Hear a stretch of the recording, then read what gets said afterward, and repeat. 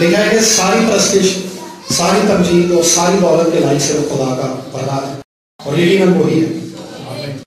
میں خداوند کا شکر گزار ہوں کہ ایک بار پھر سے آپ سب کے درمیان میں ہوں، اور جیسے کہ پاسٹر صاحب نے کہا، پاسٹر عبید نے، کہ میں ان کا بڑا اچھا دوست ہوں، لیکن میں ان سے جب بھی ملا ہوں ایک بڑی خاص بات جو مجھے صرف ان سے ہی مل کر ہوتی ہے کہ یہ عمر میں مجھ سے بڑے ہیں، خدمت میں بھی میرے سے پہلے سے خدمت کر رہے ہیں، لیکن یہ ایک بڑے بھائی کی طرح بڑی شفقت کے ساتھ اور بڑی محبت کے ساتھ مجھے ملتے ہیں، تو یہ میرے لیے بہت بڑی بات ہے، اور یہ وہ مسیح محبت ہے جس کے وسیلہ سے خدا نے ہمیں ایک دوسرے کے ساتھ جوڑا ہے۔ اس بات کے لیے ہم خدا کی تمجید کریں گے اور زوردار تالیاں بجائیں گے۔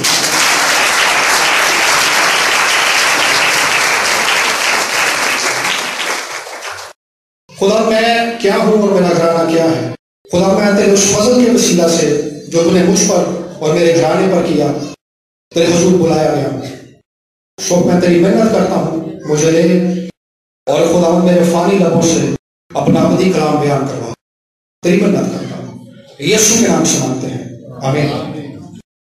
فلپیوں کا خط اس کا 3 باب اور اس کی آیت نمبر 12، 13 اور 14، یہاں پر یوں لکھا ہے، یہ غرض نہیں کہ میں پا چکا ہوں یا کامل ہو چکا ہوں، بلکہ اس چیز کے پکڑنے کے لیے دوڑا ہوا چاہتا ہوں جس کے لیے مسیح یسوع نے مجھے پکڑا تھا۔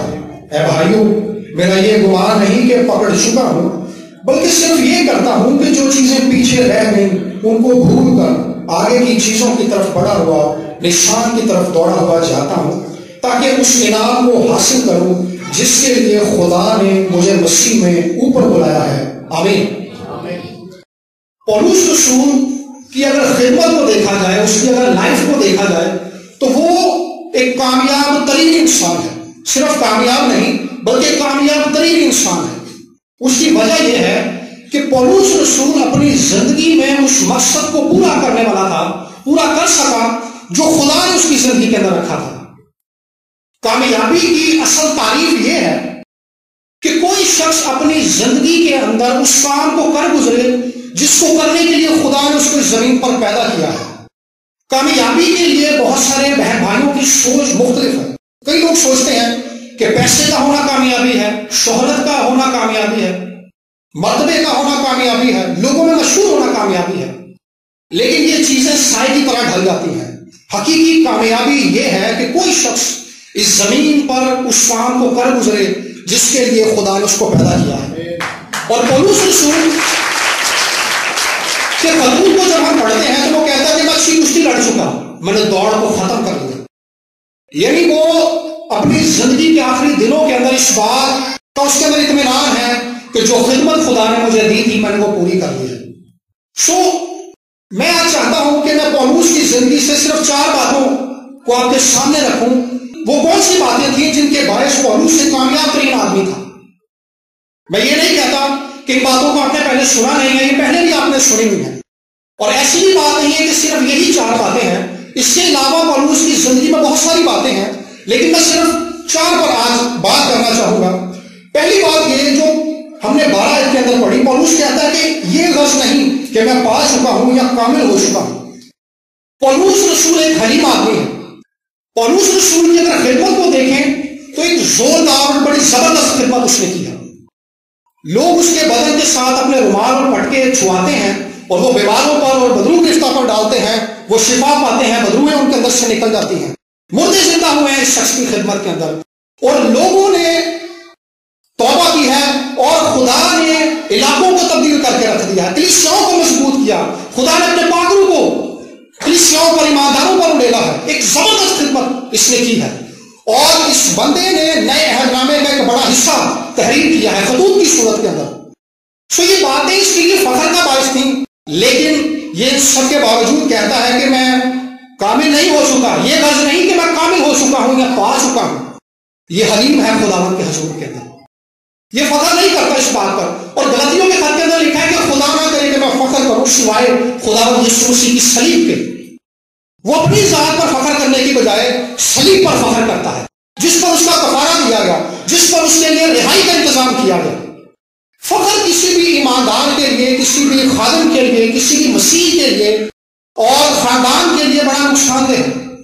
اور پطرس کے خط کے اندر لکھا ہے کہ خدا مغروروں کا مقابلہ کرتا ہے۔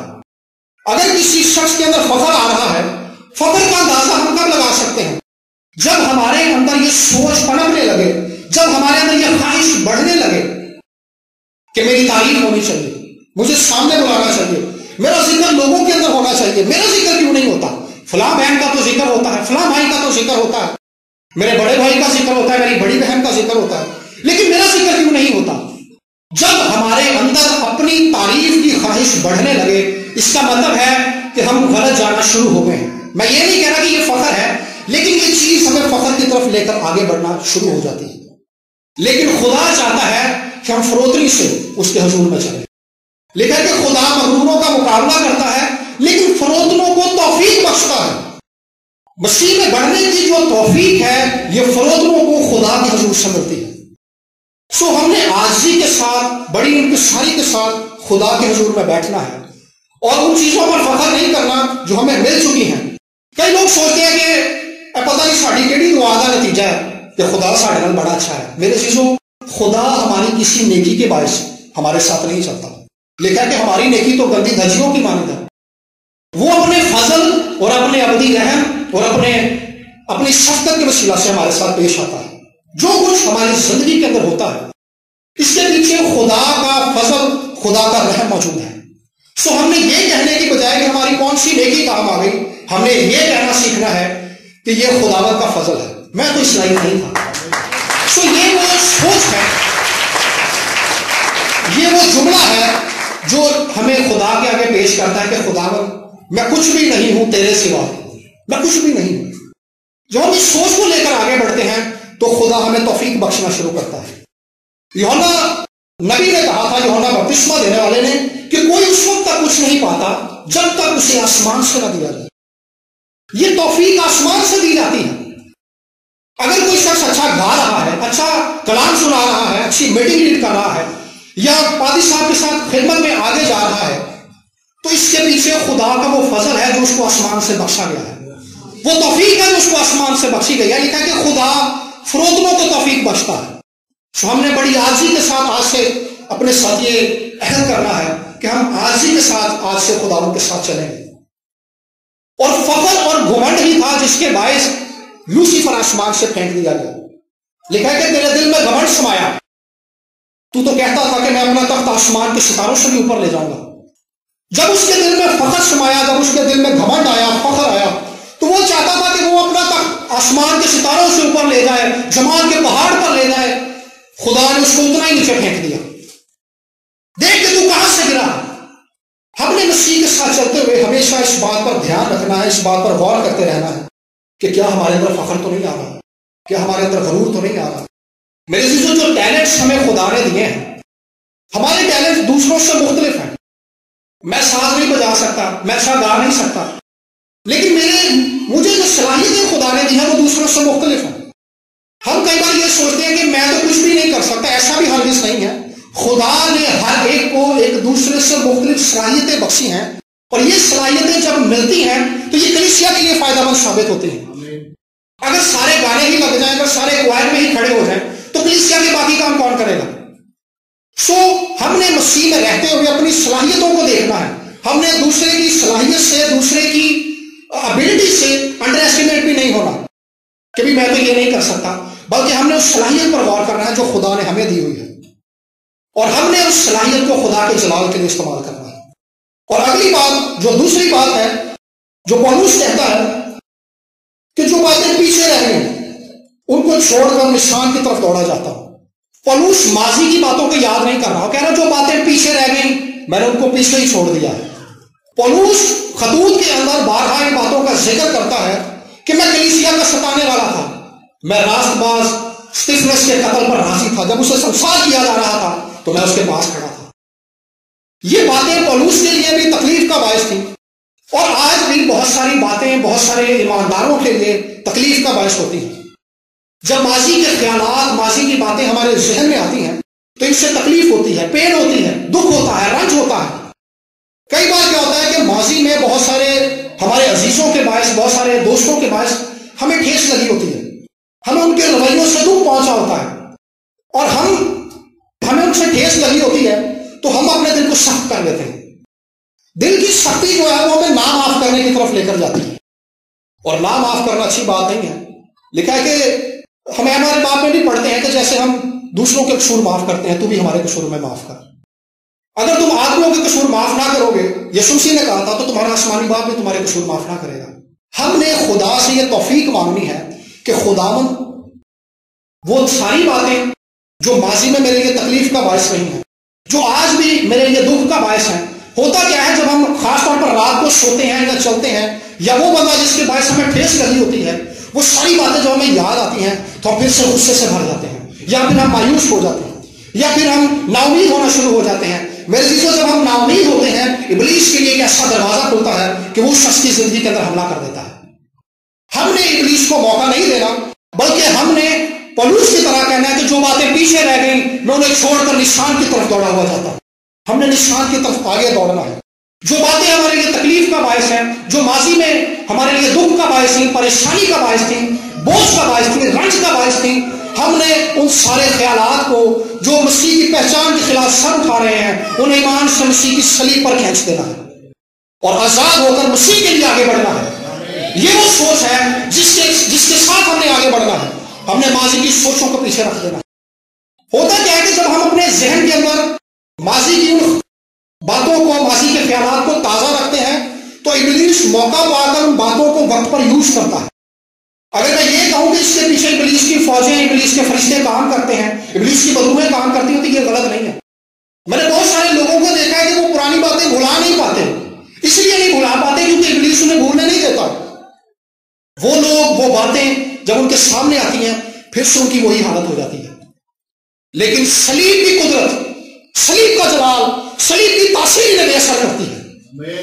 جب ہم صلیب کے سامنے جاتے ہیں تو صلیب کی زندگی بخش قدرت حالات کو بدلنا شروع کرتی ہے، خیالات کو تبدیل کرنا شروع کرتی ہے، سوچوں کو بدلنا شروع کرتی ہے، اور ہمیں آگے بڑھنے کے لیے ایک نیا عزم، ایک نیا زور اور ایک نئی قدرت دیتی ہے جو صرف صلیب کے آگے آنے سے ملتی ہے.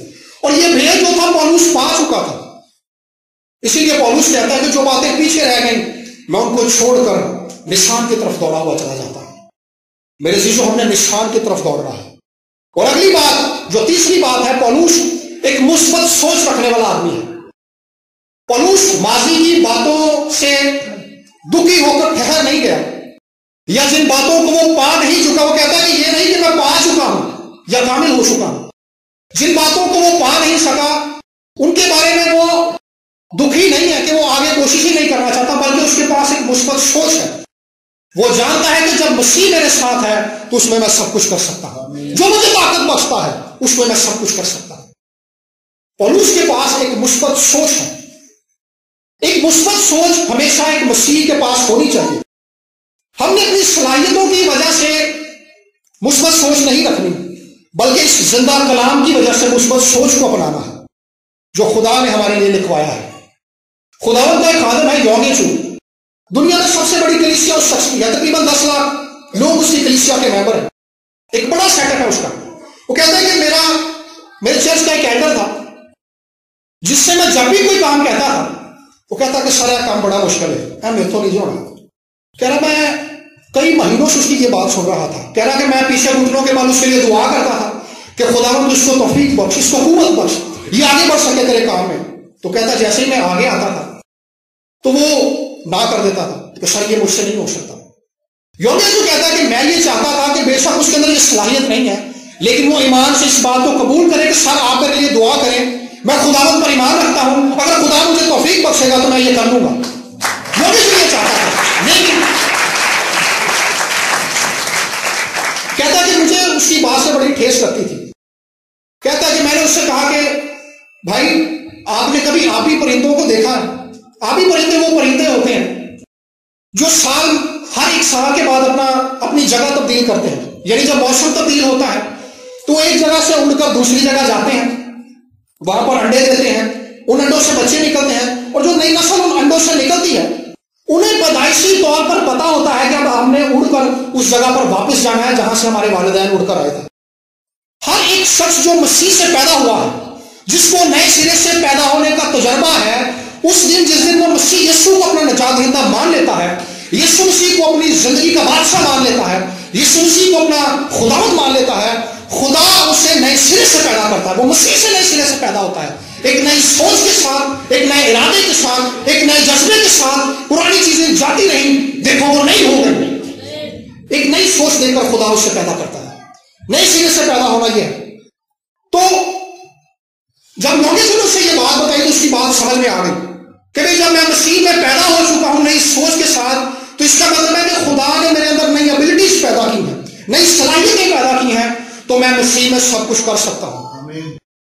میرے عزیزو، بہت سارے بہن بھائی مسیح میں اس لیے کمزور ہوتے ہیں، روحانی طور پر اس لیے ترقی نہیں کر پاتے کہ نئے سرے سے پیدا ہونے کا تجربہ تو ان کے پاس موجود ہوتا ہے، وہ مسیح پر ایمان بھی لے آتے ہیں، روح القدس سے بھی معمور ہو جاتے ہیں، بپتسمہ بھی لے لیتے ہیں، لیکن وہ روحانی طور پر ترقی اس لیے نہیں کر پاتے کیونکہ وہ روحانی طور پر کمزور ہوتے ہیں۔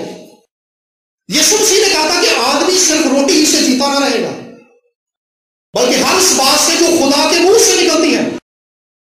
جس طرح سے روٹی ہمیں قوت دیتی ہے، ہمیں توانائی دیتی ہے، اچھی خوراک نہ کھانا ہمارے لیے کمزوری کا باعث ہوتا ہے۔ جب بندہ کمزور ہو جاتا ہے تو اس کو بیماریاں لگ جاتی ہیں، اور بیماریاں جب حد سے زیادہ بڑھ جائیں تو لوگ مر بھی جاتے ہیں۔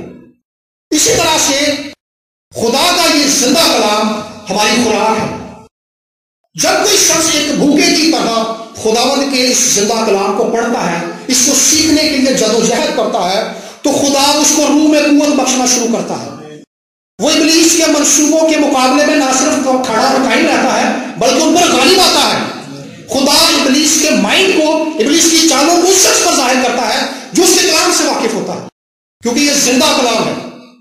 سو ایک ایماندار کے اندر ہمیشہ یہ خواہش ہونی چاہیے، جس طرح ہمیں بھوک لگتی ہے اور کریونگ ہوتی ہے۔ کئی لوگوں کو جب بھوک لگتی ہے تو ان کا بلڈ پریشر لو ہو جاتا ہے، سر درد شروع ہو جاتا ہے۔ اس کا مطلب یہ ہے کہ ہمیں ویکنس ہو رہی ہے۔ جب کسی ایماندار کا دعا کرنے کو دل نہ کرے، کلام پڑھنے کو دل نہ کرے، چرچ جانے کو دل نہ کرے، ایمانداروں کی رفاقت میں رہنے کو دل نہ کرے، اس کا مطلب یہ ہے کہ آپ روحانی طور پر ویک ہو رہے ہیں۔ اور شکاری ہمیشہ اس جانور کا شکار کرتا ہے جو جھنڈ میں سب سے کمزور ہوتا ہے۔ کمزوری جو ہے وہ ابلیس کے لیے ایک راستہ ہے۔ چھوٹے کمزور نہیں ہونا بلکہ کلام کے ساتھ جڑ جانا ہے، کلام کے ساتھ جڑ کر خدا سے کہنا کہ خداوند آج مجھے اس کلام کے وسیلہ سے قوت بخش دے۔ میں یہ بات فخر کے لیے نہیں کہہ رہا بلکہ موٹیویٹ کرنے کے لیے بتا رہا ہوں کہ جب میں نے ابتدائی دنوں میں توبہ کی تو مجھے ایسے تھا کہ جیسے مجھے پتہ نہیں کیا مل گیا ہے، دنیا کا کیا خزانہ مل گیا ہے۔ میں سارا دن اس کلام کو پڑھتا رہتا تھا، دن کے اندر 48 باب 30 باب ایک دن میں پڑھ رہا ہوں، کئی کتابیں میں نے ایک دن میں پڑھ لی۔ وجہ کیا تھی کہ یہ شدت اور یہ پیاس میرے اندر اس دن پیدا ہو گئی تھی جس دن میں اس چیز کو جان گیا تھا کہ کلام ہی کے وسیلہ سے خدا زور بخشتا ہے، کلام ہی کے وسیلہ سے خدا قوت بخشتا ہے، کلام ہی کے وسیلہ سے وہ زندگی بخشتا ہے۔ اور خدا کا کلام ہمیں وہ مثبت سوچ دیتا ہے۔ اگر ہمارے پاس نیگیٹو سوچ ہے، خدا کے پاس چلنے والے کے پاس نیگیٹو سوچ نہیں ہونی چاہیے۔ خدا ہمارے خیالات کو تبدیل کرتا ہے اور خدا اپنے خیالات کو ہمارے خیالات میں شامل کرتا ہے۔ اور جب ہم بائبل مقدس کو پڑھتے ہیں تو ہم خدا کے ارادوں کو، خدا کے فیصلوں کو، خدا کے خیالات کو جاننا شروع کرتے ہیں۔ اور خدا کے خیالات جب ہمارے خیالات کے ساتھ جب مرج ہو جاتے ہیں، جڑ جاتے ہیں، تو خدا کی ذات ہماری شخصیت پر غالب آنا شروع ہو جاتی ہے اور ہم قوت پاتے ہیں، انرجائز ہو جاتے ہیں۔ سو ہم نے ایک نئی سوچ کے ساتھ خداوند کے ساتھ آگے بڑھنا ہے۔ 2017 کے اندر میری امی کو ڈاکٹرز نے بتایا کہ جی آپ کو کینسر ہو گیا، آپ کو کینسر ہے، بریسٹ کینسر ہے۔ اور جب ان کا علاج شروع ہو گیا تو کینسر کے علاج کے لیے جو دوائی لگتی ہے اس کو کیمو تھراپی کہتے ہیں۔ اس میں کیا ہوتا ہے کہ انسان بہت ویک ہو جاتا ہے، باڈی کا خون چلنا شروع ہو جاتا ہے، الٹی آنے کو دل کرتا ہے، اور پیشنٹ کی طبیعت پہلے سے زیادہ خراب ہو جاتی ہے، سر کے بال جھڑ جاتے ہیں اور پیشنٹ کی طبیعت پہلے سے زیادہ بگڑ جاتی ہے، لیکن اس کی دوائی یہ ہے۔ تو جب میری امی کو وہ لگ رہی تھی ان دنوں میں بہت دکھی تھا۔ دکھی اس لیے تھا کہ گرمی بہت تھی، جون کا مہینہ تھا، تو میں اپنے دفتر میں بیٹھا تھا اور میں سوچ رہا تھا کہ یار آج کتنی گرمی ہے، اور میں افسوس کر رہا تھا اور میں آنسو بہا رہا تھا خداوند کے حضور میں۔ میں نے کہا خداوند میرے پاس تو اتنے پیسے بھی نہیں ہیں کہ میں اپنی امی کو اے سی لگوا دوں، اور میں مایوسی کی طرف آگے بڑھ رہا تھا۔ ایک خیال میرے ذہن کے اندر آیا، میری جو باس ہے وہ میرے کمرے میں آئی اور ایک اچانک سے بس خیال میرے ذہن میں آیا کہ میں اس کو کہتا ہوں کہ میڈم مجھے تھوڑے پیسے دے آپ، میری امی کا علاج ہو رہا ہے، وہ جانتی تھی ساری بات کو، کہ آپ مجھے پیسے دیں تاکہ میں اے سی لگوا لوں۔ پھر میرے ایک اور خیال میرے ذہن میں آیا جو خدا کی طرف سے تھا۔ وہ خیال یہ تھا کہ جب میں نے دعا میں ساری باتیں خدا کو بتا دی ہیں تو میں کیوں انسانوں کو اپنی باتیں بتاؤں۔ اور اس خیال کے آتے ہی ایک مثبت سوچ نے میرے اندر جنم لیا، ایک مثبت سوچ میرے اندر پنپنے لگی، اور اس مثبت سوچ نے مجھے گرفت کر لیا۔ میں نے کہا میں نہیں بتاؤں گا۔ میں نے کہا خداوند میں نے بس تجھے بتا دیا ہے، اب میں کسی انسان کو نہیں بتاؤں گا۔ میں گھر چلا گیا شام کو،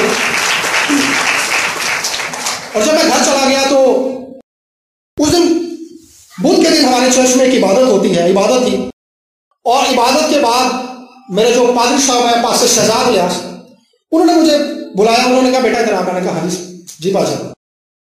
انہوں نے مجھے کچھ پیسے دیے، انہوں نے کہا بیٹا تو نے اے سی لے کے آنا۔ میں نے ان سے نہیں کہا، انہوں نے کہا جب ہم عبادت کر رہے تو خدا نے میرے دل کے اندر ڈالا کہ یہ پیسے میں تجھے دے دوں، اور میں جا کر اے سی لے کر آیا۔ بات کرنے کا مطلب یہ ہے کہ مثبت سوچ میرے اندر نہیں تھی، میرے اندر یہ تھا کہ میں مانگوں گا تو کام ہوگا۔ ہم لوگ کہتے ہیں کہ ہلا کریں گے تو وسیلہ ہوئے گا، خدا نے کلام سے لکھا، کلام میں نہیں لکھا۔ ہم نے دیانتداری کے ساتھ، فروتنی کے ساتھ اپنے خیالات کو خدا کے آگے رکھنا ہے، ایمان کے ساتھ۔ اس سے پہلے کیا ہوتا تھا کہ جب میں اس بات کے لیے دعا کر رہا تھا اسی کے لیے، تو میں کرتا کیا تھا، میں ہر روز صبح اٹھتا تھا اور جس جگہ پہ ہم نے اے سی لگوانا تھا میں اپنے خیالات کے اندر ایمان کی آنکھوں سے اے سی لگا ہوا دیکھتا تھا، اور میں خدا سے کہتا تھا خدا میں اس اے سی کے لیے طرف شکر کرتا ہوں جو تو نے مجھے دے دیا ہے۔ دیا نہیں تھا ہوا، لیکن میں 10 دن تک یہی کرتا رہا، اور 10ویں دن خدا نے مجھے بغیر کسی انسان سے کہے اپنے الہی منصوبے کے مطابق مجھے بخش دیا، میرے خیالات کو بھی تبدیل کر دیا، مجھے ایک مثبت سوچ بخشی کہ بیٹا آگے چلنے کے لیے، آگے بڑھنے کے لیے تجھے جس سہارے کی ضرورت ہے وہ میرا زندہ کلام ہے، جس مثبت سوچ کی ضرورت ہے وہ زندہ کلام تجھے بخشے گا۔ اور چوتھی اور آخری بات یہ ہے کہ پولوس کے پاس آگے بڑھنے کے لیے ایک واضح مقصد ہے، میں نشان کی طرف دوڑا جاتا ہوں۔ جیسے میں نے پہلے عرض کی کہ خدا نے ہمیں سے ہر ایک کو ایک خاص مقصد کے تحت پیدا کیا ہے۔ ہر ایک نجات یافتہ شخص جو چرچ آتا ہے، چرچ میں تعلیم پاتا ہے، مسیح یسوع کو اپنا نجات دہندہ مان چکا ہے، روح القدس میں معمور ہو چکا ہے، روح القدس کا بپتسمہ پا چکا ہے، پانی کا بپتسمہ لے چکا ہے، اس شخص پر ایک ذمہ داری لاگو ہوتی ہے۔ وہ ذمہ داری کیا ہے کہ اس نے وہ نجات کا پیغام دوسروں تک پہنچانا ہے جو اس کو امانت کے طور پر دیا گیا ہے۔ بہت سارے لوگوں کو میں نے یہ کہتے سنا ہے کہ سر جی میں خداوند حضور ایک نئی رہنمائی لیے بیٹھا ہوں۔ میں نے اس بھائی سے کہا کہ میں نے کہا بھائی جو حکم خدا آلریڈی دے چکا ہے کہ جا کر قوموں کو شاگرد بناؤ، کیا اس پر آپ نے عمل کر لیا ہے؟ خدا نئی رہنمائی دیتا ہے، لیکن اس کے ساتھ ساتھ ہم نے ارشاد اعظم کو نہیں بھولنا۔ میرا ہرگز یہ مطلب نہیں ہے کہ ہر ایک بہن بھائی اسٹیج پر آ کر کلام سنائے گا، لیکن میرا مطلب یہ ہے کہ ہم میں سے لکھا ہے کہ جس کے پاس بیٹا ہے اس کے پاس گواہی ہے۔ کلیسیا کے پاس آج کون سی گواہی ہے؟ کلیسیا کے پاس آج یہ گواہی ہے کہ سر جی میں دعا کرائی سی کہ میرے کو فریج نہیں سی ہے تو میری فریج نکل آئی۔ ابتدائی کلیسیا کے پاس یہ گواہی تھی کہ یسوع میرا نجات دہندہ ہے، وہ مردوں میں سے جی اٹھا ہے۔ ہم نے کلیسیا نے اس پیغام کو لے کر آگے بڑھا ہے، اور ابتدائی کلیسیا کے آگے بڑھنے کی وجہ یہ تھی، ان کے پھیلنے کی وجہ یہ تھی کہ وہ مسیح کے جی اٹھنے اور مسیح کے مصلوب ہونے کی گواہی لے کر آگے بڑھے تھے۔ سو ایماندار ہوتے ہوئے ہم نے اس ذمہ داری کو پورا کرنا ہے۔